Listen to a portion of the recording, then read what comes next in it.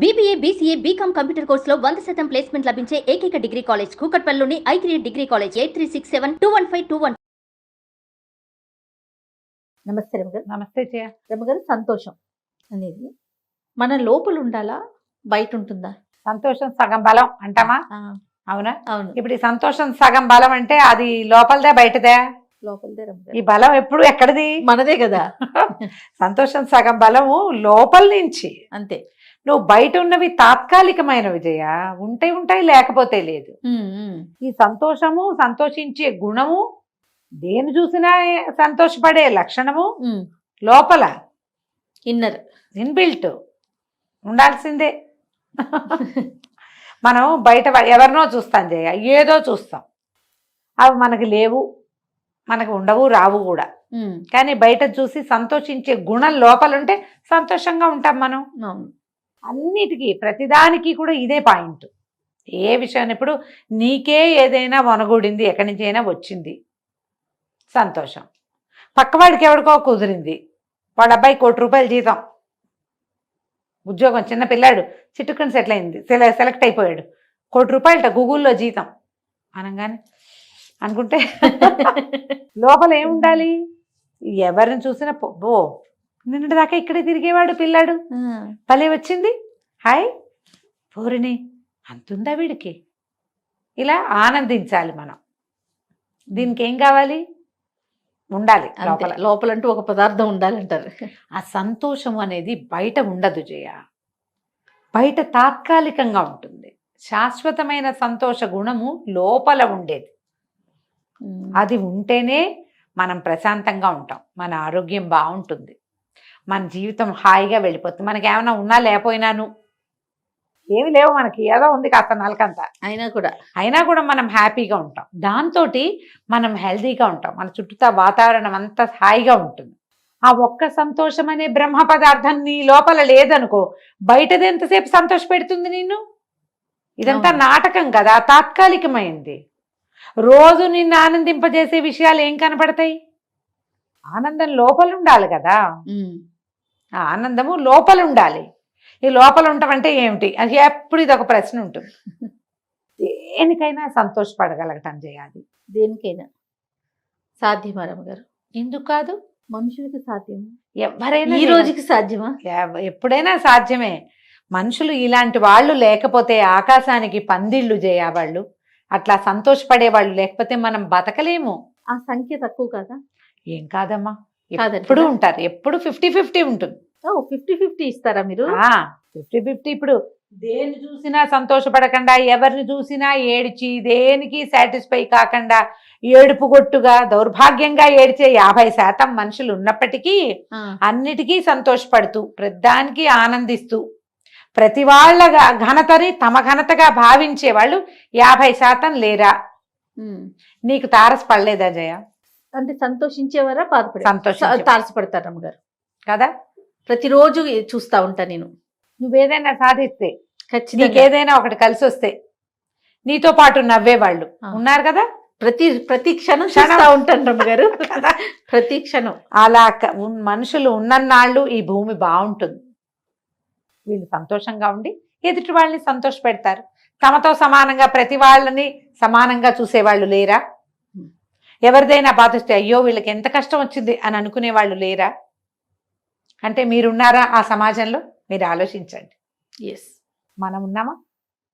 ఎవరికో ఏదో ప్రాబ్లం, వాళ్ళు ఎవరికో యాక్సిడెంట్ అయింది, టీవీలో అయ్యో ఎంత కష్టం వచ్చింది, అంతేగాని చూడగా అక్కడికి ఎవడెళ్ళమన్నాడు వీళ్ళని అంటామా? ఈ సంఖ్య తక్కువ. మీరనే ఇప్పుడు రెండో మాట, ఎవరు వెళ్ళమన్నారు అనేది తక్కువ ఉంటారు. ఉన్నారు వాళ్ళు ఉంటారు 50%. కానీ 50% అయ్యో ఎంత కష్టం వచ్చింది, ఎందుకు ఇంత పని జరిగిపోయింది, ఆ పిల్ల అన్యాయం అయిపోయింది, ఆ పిల్లాడు యాక్సిడెంట్ లో ఇది ఇప్పుడు ఆ పిల్లవాడు కోలుకుంటే బాగుండు. ఆ తల్లి దూకేసింది, పిల్లల్ని తోసేసింది, పిల్లలు ముగ్గురు చచ్చిపోయారు, తల్లి బతుకుంది. అయ్యో అయ్యో ఒక్క పిల్లాడైనా దక్కలేదే తల్లికి. ఒక్క పిల్లవాడు బతుకున్నా పాపిష్టి తల్లి, అది చేసింది సరైన పని కాదు. కనీసం తను బతికి పిల్లలు ముగ్గురు చచ్చిపోయారు, అది పసిబిడ్డలు. నేను ఎవరైనా తల్లులు పిల్లల్ని చంపేసి చచ్చిపోయారంటే నాకు కొన్ని వాక్యాలు మాట్లాడేస్తాను జయ. నేను అవును ఏమనిపిస్తుంది, తల్లింది మొహం మండా, పోతే పోయింది, ఆ బిడ్డను వదిలిపెట్టచ్చే. వాడు ఎంత చేయొచ్చు, వాడు ఒక అబ్దుల్ కలాం కావచ్చు కదమ్మా, మరి వాడికి ఏమైనా చేయొచ్చు. ఎవరో ఒకళ్ళ దగ్గర వాడి పిల్లలతో అన్యాయం అయిపోతారట. నువ్వు తగలబెట్టిన న్యాయం ఏముంది అక్కడ? వాడు ఎవరికో దొరుకుతాడు, ఎవరి జీవితాల్లోనో వెలుగులు నింపచ్చు ఆ పిల్లవాడు. ఏదైనా ఆ జరగచ్చు. బిడ్డ వల్ల ఏదైనా ప్రపంచానికి మేలు జరగచ్చు. చంపేసి ఏం సాధిస్తుంది పాపిష్టి తల్లి? పోతే పోయింది, పీడాబంది, వచ్చిపో, నీకు అంత బతకాలని. లేకపోతే పసిబిడ్డకేం తెలుసమ్మా, వాడు అవును, ఎందుకు అవును. చచ్చిపోవాలి? అవును. అది చూస్తే ఆ పూటంతా నాకు చాలా కష్టంగా ఉంటుంది జయ. తల్లులు పిల్లల్ని చంపేశారు, తండ్రి పిల్లలు. నువ్వు అక్కర్లేకపోతే ఒక వయసుకు వచ్చావు, అన్ని చూసి జీవితంలో కొంత అనుభవించావు. పిల్లాడికి ఏం తెలుసు కష్టము నిష్ఠూరము? ఆ పిల్లలకి ఏం తెలుసు? వాడికి ఎంత జీవితం ఉంది, వాడు ఎంత అద్భుతమైన వ్యక్తి కావచ్చు, ఎంతమందిని ప్రేమించవచ్చు. వాడు ప్రపంచంలో తనదైన ముద్ర వేసే అవకాశాన్ని వాడి చేతుల్లోంచి నిర్దాక్షిణ్యంగా లాగేస్తున్న. ఏం మాతృత్వం, ఏం పితృత్వం, ఇలా బాగుందా? ఇక వాళ్ళని తిట్టుకుని అది కనపడిందంటే ఇక నాకు ఇదిగా ఉంటుంది. ఇప్పుడు మనం ఎవరిదైనా బాధను చూస్తే మనకు బాధ కలగాలి కదా, కలగాలి అంటే లోపల బాధ ఉన్నట్టు కాదు, స్పందించే మనసు ఉన్నట్టు. ఈ స్పందన సంతోషానికి ఎక్కువ వెచ్చిస్తున్నాం అనుకో, చిన్న చిన్న వాటికి ఒక హాయిగా, అబ్బా ఎంత హాయిగా గాలిస్తుంది, గాలిని ఎంజాయ్ చేస్తాం. ఆకాశం ఎంత చక్కగా ఉంది, ఇవాళ కొన్ని ఎండగాస్తోంది, నిన్న మొన్న చీదరగా ఉంది, పాపం వాళ్ళు ఎవరో బతికిపోతారు. ప్రతి దాంట్లోనూ ఒక పాజిటివ్ పాయింట్ని చూడగలగటం. నెగిటివ్ థింగ్స్ ఉంటాయమ్మా, జీవితం అంతా నెగిటివ్ థింగ్సే. ప్రతి దాంట్లో నుంచి పాజిటివ్ పాయింట్ని తీసుకోగలగాలి. సంతోషం ఉంటుంది లోపల. నీకేం లభించినా ఏం లభించకపోయినా ఏదో కాస్త చూపాసిగా కాస్త అంతే వచ్చింది, సుమారుగానే లభించింది, దానికి కూడా సంతోషపడాలి. ఇంకేదో అయిపోలేదని ఆనందించాలి. అదే మనం ప్రతిసారి చెప్పుకుంటాం, కాల్లో ముళ్ళు గుచ్చుకుంటే దేవుడా నువ్వు ఎంత బంగారు దేవుడివి, కంట్లో గుచ్చలా ఆ ముళ్ళు అనుకుంటాం. అవునవును. ఆనందించడానికి పాయింట్, ఆనందించే పాయింట్. లోపల సంతోషాన్ని వృద్ధి చేసుకోండి. నాకెవరు లేరు లేరు లేరు లేరు, వాళ్ళు లేరు, వీళ్ళేరు, ఎవరు లేరు, చెప్పుకునేందుకు లేరు. మంచి మాట వినడానికి ఎన్ని అవకాశాలు ఉన్నాయి మనకి ఈ రోజున. ఓ గుడికి నడిచి వెళ్ళొచ్చు, ఆటో కట్టుకుని వెళ్ళొచ్చు. ఇది వరకు గుళ్ళకి వెళ్ళాలని చచ్చేవాళ్ళం, ఏదైనా ఊరు వెళ్ళాలంటే ఇబ్బంది పడేవాళ్ళం. ఇప్పుడు ఎన్ని అవకాశాలు లభించినాయమ్మా, వాటన్నిటికీ సంతోషపడండి. అమ్మో నాన్న అందరికీ ఒక్కమ్మ ఒక్క నాన్ననే ఉంటారమ్మా, ఒక్కోళ్ళు అదృష్టవంతులు ఉంటారు, వాళ్ళకి అవకాశం ఉంటుంది. మా అమ్మగారిని తీసుకో, ఆవిడ పోయారు. మా పెద్దకి 65 years వచ్చేదాకా అమ్మ తోడుని అనుభవించింది. నాకు 40 వచ్చేసరికి అమ్మ పోయించేయ. అవును. నా 13వ ఏటే మా నాన్నగారు వెళ్ళిపోయారు. మా పెద్దకే నాకంటే 25 ఏళ్ళు పెద్దది కదా. నాన్న లేని దుఃఖం తనకే ఉంటుంది, నాకు ఉంటుంది.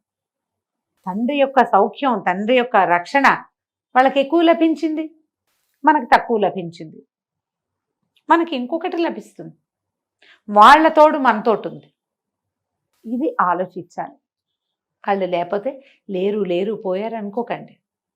ఎవరో ఒకళ్ళు దొరుకుతారమ్మా, ఫాదర్ ఫిగర్స్, మదర్ ఫిగర్స్ ప్రపంచం నిండా కనిపిస్తారు. నువ్వు చూడాలంతే, నీకు చూడటం చేత కావాలి. మంచి మాట్లాడుకుంటే ఉంటారు.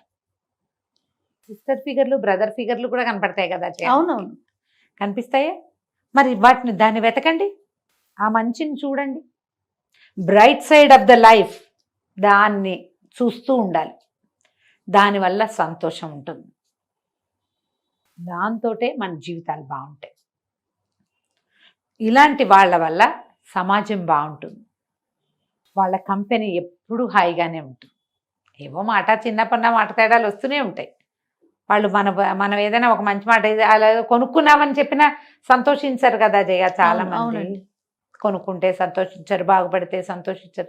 కానీ అందులో కూడా మళ్ళీ మనకి సంతోషపడే వాళ్ళు, బాగుందమ్మా బాగుంది చక్కగా ఉంటుంది, వాళ్ళు ఉంటారు. ఆ సమూహం కూడా ఉంటుంది కదా. కాబట్టి దీన్ని పెంచేందుకు ప్రయత్నం చేయండి, ఆ గుంపులో మీరు చేరడానికి ప్రయత్నం చేయండి. బ్రైట్ సైడ్ ఆఫ్ ద సొసైటీలోకి వెళ్ళండి.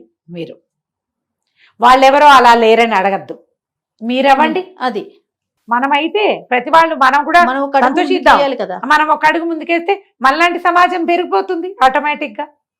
నువ్వు చేరి ఆ సమాజాన్ని పెంపొందించు. సూపర్.